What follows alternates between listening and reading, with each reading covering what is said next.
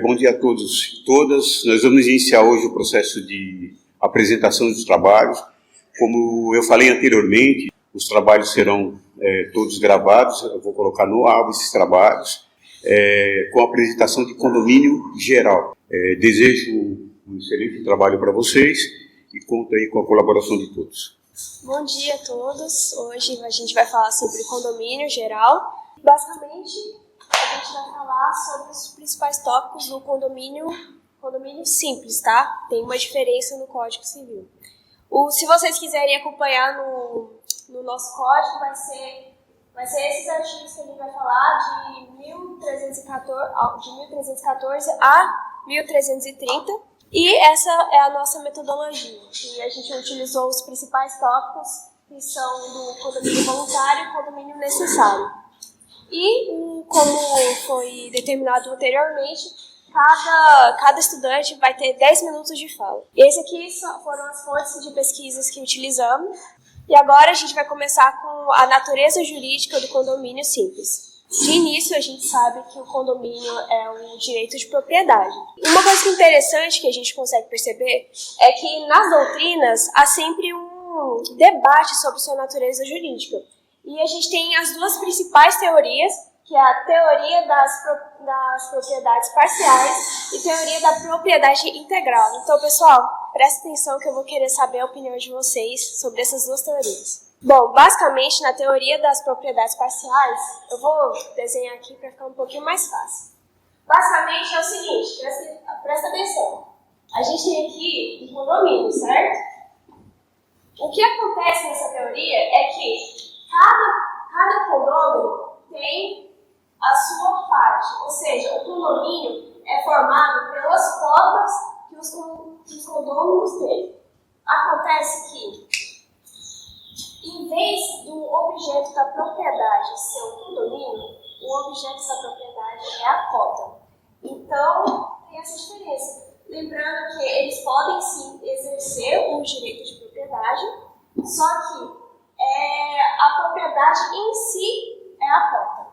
Já a próxima teoria é a teoria da propriedade integral. Ao invés de ser assim, é mais ou menos assim. Vamos pensar que esse aqui é o condomínio. A diferença é que, nesse aqui, em vez do condomínio ser a união das cotas, esse aqui é a divisão das cotas. Mais ou menos assim, explicando. Ou seja, o condomínio tem essa parte aqui, o outro condomínio tem essa parte aqui. A única diferença é que o objeto de propriedade deixa de ser a cota e passa a ser em si um condomínio, passa em si o edifício, a propriedade em si. Mas, cada um desses vão ser considerados proprietários diferentes aqui. Cada um desses vai poder falar que ele é o dono. A única diferença é que, nessa teoria, a cota, ao invés de ser propriedade, vai ser critério do direito da coisa. Além das teorias, a gente tem que lembrar que só existe uma propriedade, entende? E também é importante lembrar que, independente dessas teorias, o direito dos condôminos é limitado pelos direitos dos outros, certo? E uma coisa que é interessante, a cota foi um mecanismo criado juridicamente para representar a quantidade que cada condômino tem. Em suma, foi o que eu acabei de explicar. Cada condômino possui o direito de propriedade sobre a coisa, lembrando que todos eles é limitado pelas cotas. E agora a gente vai para o domínio e o condomínio. Bom, eu coloquei essa palavra aqui, seria um neodomínio, porque quando a gente olha para a palavra domínio, a gente tem que lembrar da sua origem, que foi mais ou menos em Roma, que o domínio expressa a exclusividade da propriedade para a pessoa. Já quando começou a questão do condomínio, a gente vê que não existe mais essa exclusividade. E com isso pode vir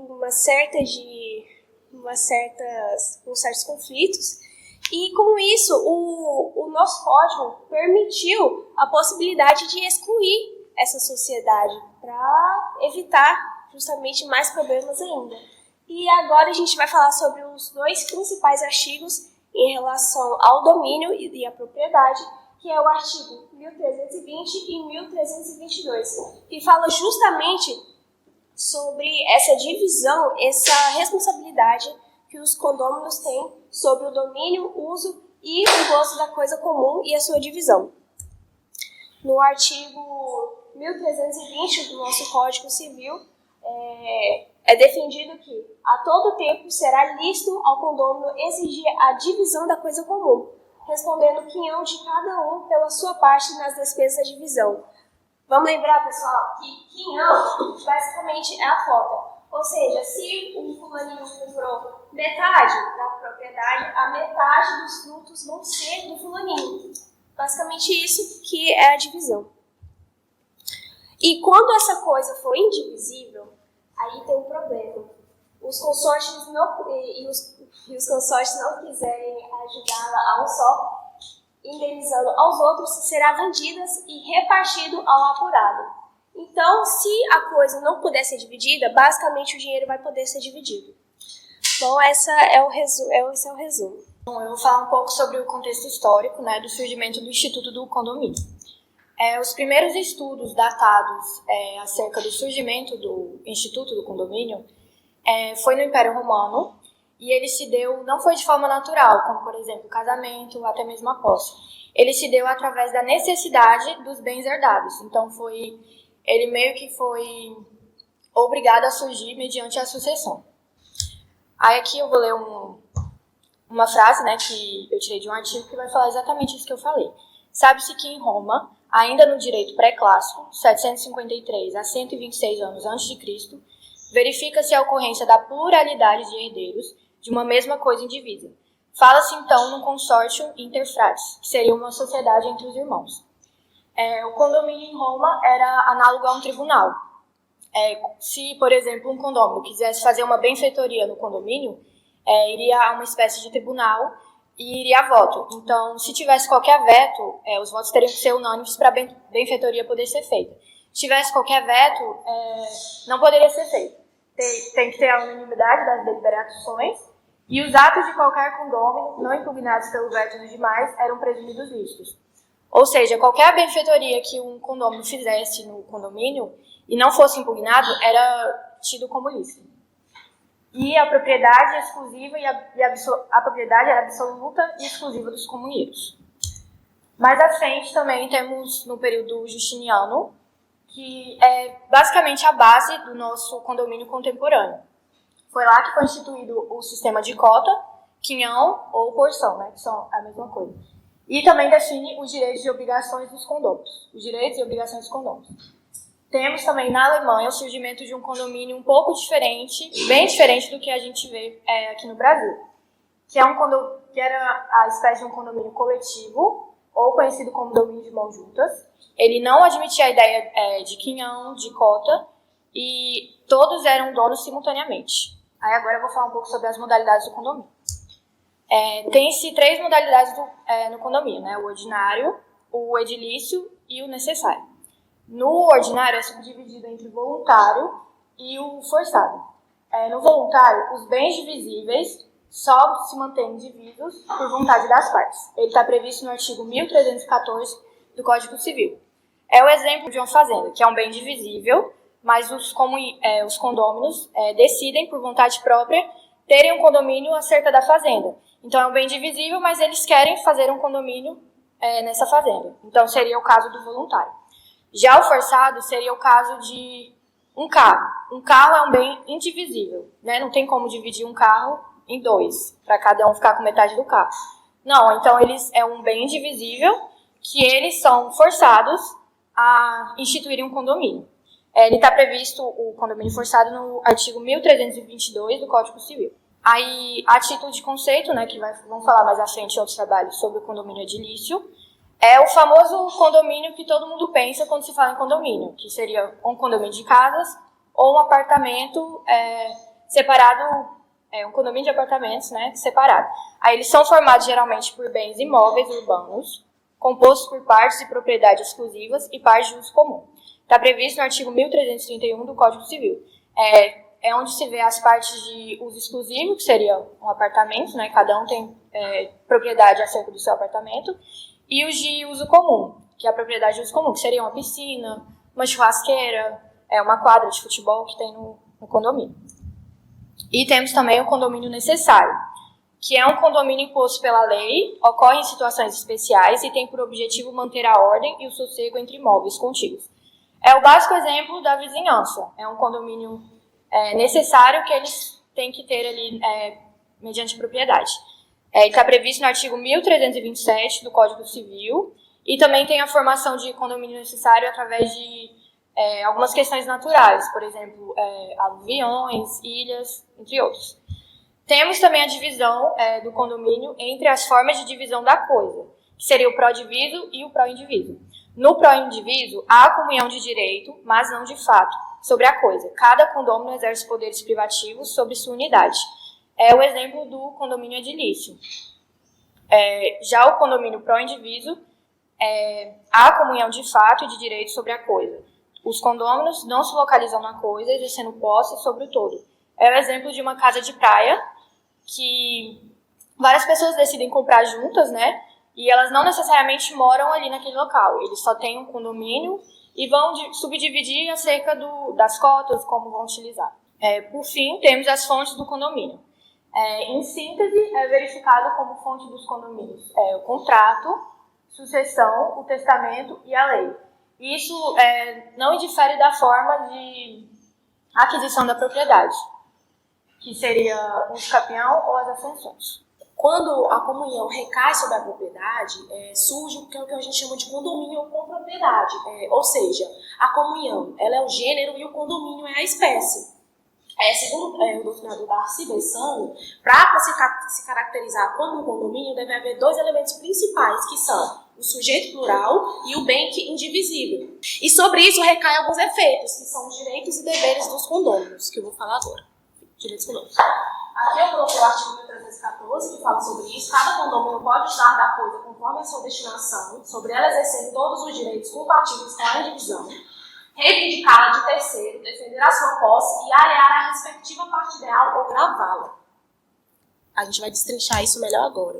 Direito dos condôminos. Uso e gozo compatíveis com o estado de indivisão. O que isso quer dizer? Nós três somos comunheiras de um bem, vamos supor, trazer por um caso concreto, um carro. Ficou aluído entre nós três, acordado entre nós três, que eu vou utilizar esse carro nos 10 primeiros dias de cada mês. Então, quando esse carro estiver sobre a minha posse, estiver sobre o meu período de fruição, eu posso usar e gozar. Quando eu disse compatíveis com o estado de divisão, significa que, terminando esse período de 10 dias, esse carro, essa propriedade, vai passar para outro coproprietário. E ele vai usar e usufruir de acordo com o estado compatível de indivisão. Poder de reivindicação. O comunheiro, ele é proprietário do bem. Então, ele tem o poder de reivindicá-lo caso um terceiro usurpe desse bem injustamente. Mas isso vão ter 3 características. Primeiro, eu não posso reivindicar um bem de outro comunheiro, uma vez que ele também é proprietário do bem. Segundo, a minha reivindicação ela vai abarcar todo o bem, e não só uma parte dele. Eu não posso reivindicar só uma parte, e sim o bem em sua totalidade. O terceiro e último o fato de só eu entrar com esse poder de aquisição não significa que o resultado disso não vai recair sobre outros, até porque é propriedade de todos os comunheiros, né? O poder de disposição a faculdade de dispor, o proprietário ele tem a faculdade de dispor do seu bem. Eu posso doar o meu bem para um terceiro. Os comunheiros podem ou não concordar com isso, uma vez que se trata de um ato gratuito. Então, eu não tenho a necessidade de informar os outros coproprietários do bem, diferentemente da alienação onerosa, que eu sou obrigada a, através de uma notificação extrajudicial, avisar os outros comunheiros da venda do bem, uma vez que isso vai gerar o direito de proibição, que é o direito de preferência que eles vão ter sobre a compra do bem. Mas vamos supor que a gente vai vender o carro e um terceiro trouxe a proposta de um valor maior do que um que faz parte da copropriedade. Acontece que um ofereceu 10 mil e ela ofereceu 8 mil reais.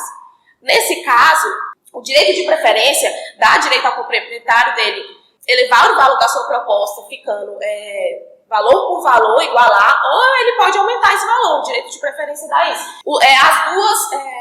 As duas querem comprar o bem. O que acontece? quem vai levar, no caso de empate entre os dois coproprietários, o que acontece? Acontece que vai levar aquele, é claro, lembrando que, considerando que os dois vão oferecer o mesmo valor, vai levar aquele que tiver a maior benfeitoria mais valiosa no bem, ou então a maior parte do quinhão, né? O direito de pedir a divisão nenhum comunheiro é obrigado, é compelido a ficar na comunhão.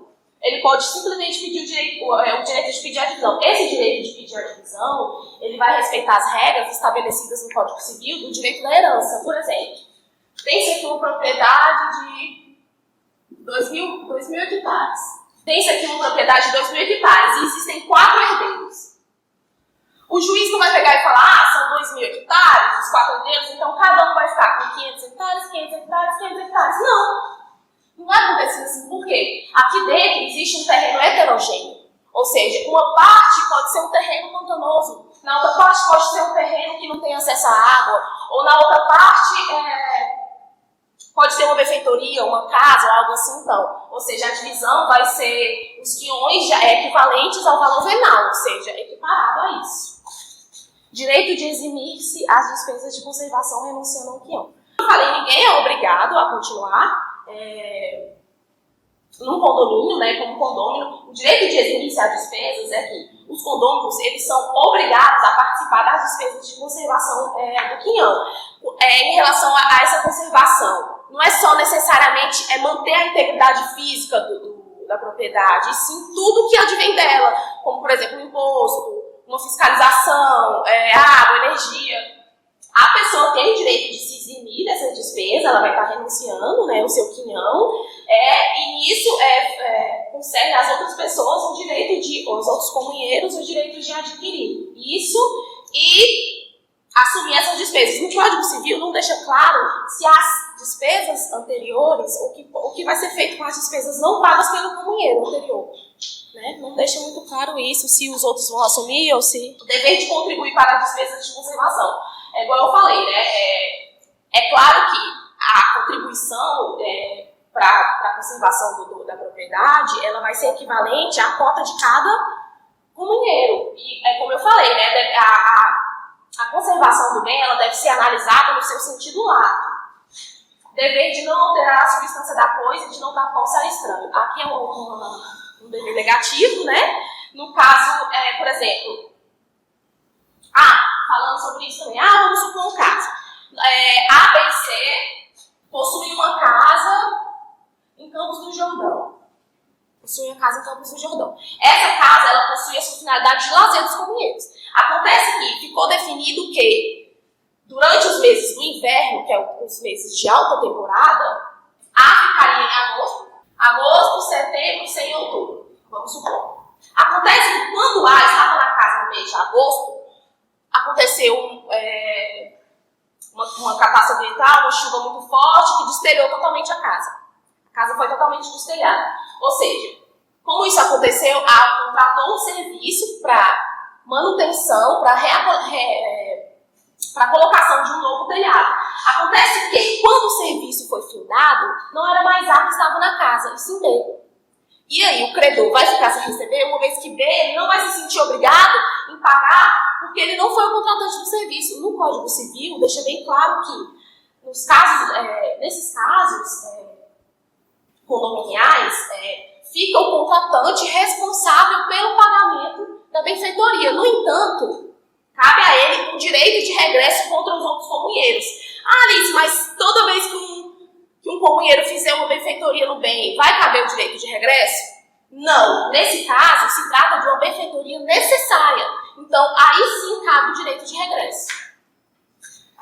Eu falei, dever de notificar da intenção de vendas nas consórcios e de partilhar os frutos. Eu, como comunheira, tenho o dever de emitir uma notificação extrajudicial notificando a intenção de venda aos consórcios do meu quinhão, uma vez que isso gera o direito de preempção, né, como eu falei anteriormente. Administração. Vamos falar agora sobre a administração dos condomínios. O condomínio é um direito de propriedade, como tal, implica o aproveitamento econômico da coisa, seja para a exploração de suas riquezas, seja simplesmente para desfrute de suas comodidades. Aqui o artigo 1323 traz.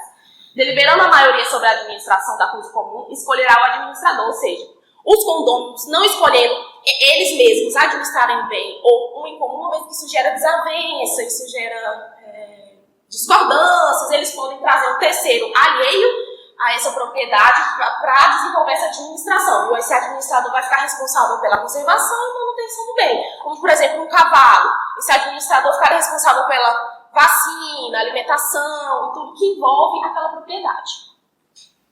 Resolvendo alugá-lo, eles também têm a opção de alugar o bem. E a cota referente a esse aluguel, os valores do aluguel, vão ser divididos de acordo, equivalentes à cota de cada condomínio.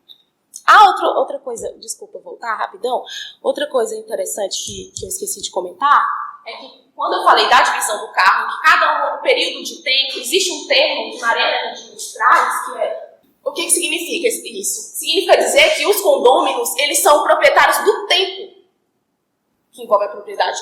Como assim, Alice? Por exemplo, um apartamento em Caldas Novas, vamos supor. Durante o ano, existem as temporadas que são mais caras e as temporadas que são mais baratas. A alta temporada e a baixa temporada. Então, assim, nesse caso, os condôminos são donos do tempo em relação à propriedade. Interessante, eu achei interessante trazer. Tá. As causas de extinção das propriedades condominiais, elas se assemelham à extinção da propriedade, que podem ser o perecimento da coisa, a desapropriação, expropriação, uso capião por condômino ou terceiro. Aqui, Orlando Gomes, em sua obra Direitos Reais, ele traz outros tipos de extinção pelo simples fato da comunhão, que são a consolidação.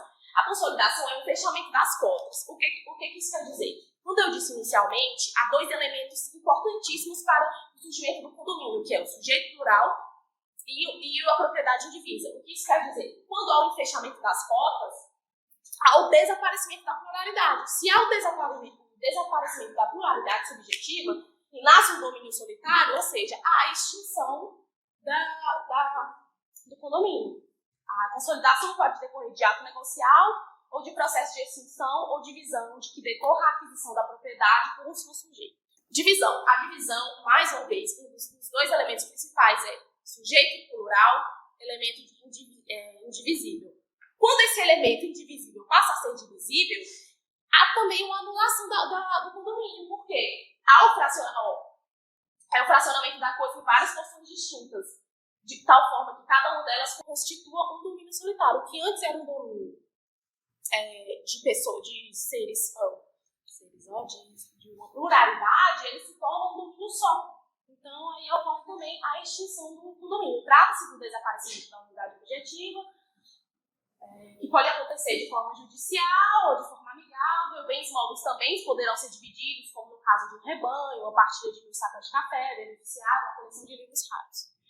Termo final do prazo legal ou convencional. É aqui que mora a problemática.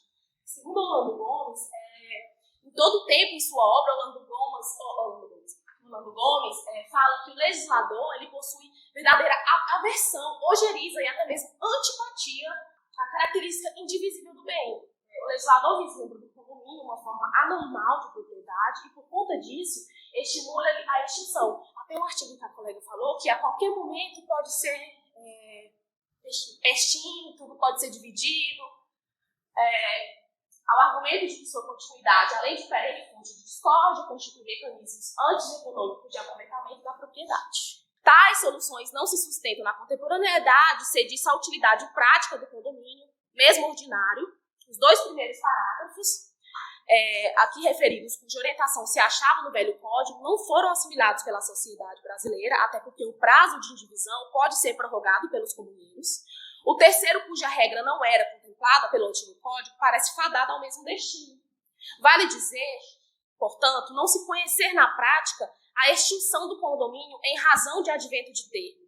Tanto é verdade que o Orlando Gomes não vê o vencimento do prazo como causa extintiva da comunhão. Bom, gente, é isso. É um trabalho aqui apresentado procura examinar os principais pontos desse instituto, principiando por sua complexa natureza jurídica, ainda hoje controvertida. Dessa forma, teve como objeto trazer uma visão ampla do condomínio geral no Código Civil brasileiro. O trabalho à evidência não esgota, nem poderia esgotar o assunto. Antes, é um convite para a reflexão de maior densidade e aprofundamento. O condomínio é um poderoso instrumento de realização da propriedade, compreendê-lo sobre a ótica dos princípios é elementar na nova ordem jurídica, onde impera a ideia de repersonalização dos direitos privados. É isso. Obrigada.